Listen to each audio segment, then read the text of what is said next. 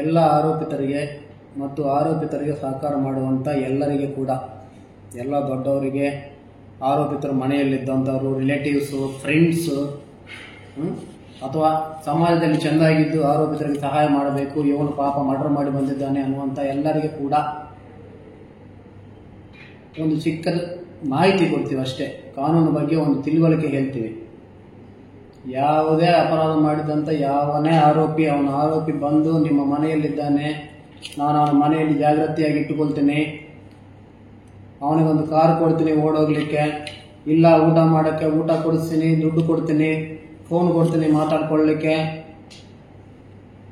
ಕೊಲೆ ಮಾಡಿದ ಮೇಲೆ ಅಥವಾ ಯಾವುದೇ ಆರೋಪ ಮಾಡಿದ ಮೇಲೆ, ನಿಮಗೆ ಅವನ ಆರೋಪ ಮಾಡೋಕ್ಕೆ ಮೊದಲು ಗೊತ್ತಿಲ್ಲ ಅಂದರೂ ಕೂಡ ಆರೋಪ ಮಾಡಿದ ಮೇಲೆ ನಿಮ್ಮ ಮನೆಯಲ್ಲಿ ಇಟ್ಕೊಳ್ತೀನಿ, ಕಾರು ಕೊಡ್ತೀನಿ, ವೆಹಿಕಲ್ಸ್ ಕೊಡ್ತೀನಿ, ಅಕಾಮಿಡೇಷನ್ ಕೊಡ್ತೀನಿ, ದುಡ್ಡು ಕೊಡ್ತೀನಿ, ಫೋನು ಕೊಡ್ತೀನಿ, ಎಲ್ಲ ಸಹಕಾರ ಕೊಡ್ತೀನಿ ಅಂತಿದ್ದರೆ ಯಾವ ಊರಲ್ಲಿ ಯಾರೇನು ಮಾತಾಡ್ತಾರೋ ಗೊತ್ತಿಲ್ಲ, ನಾವು ಮಾತ್ರ ಅವನನ್ನು ಕೂಡ ಆರೋಪಿ ಅಂತಲೇ ಹೇಳ್ತೀವಿ. ಬಿಕಾಸ್ ನಮ್ಮ DNS ಅಡಿಯಲ್ಲಿ ಅದು ಕೂಡ ಒಂದು ಡಿಫೈನ್ಡ್ ಆರೋಪ ಇದೆ. ದಯವಿಟ್ಟು ಎಲ್ಲರೂ ತಿಳ್ಕೊಳ್ಳಿ.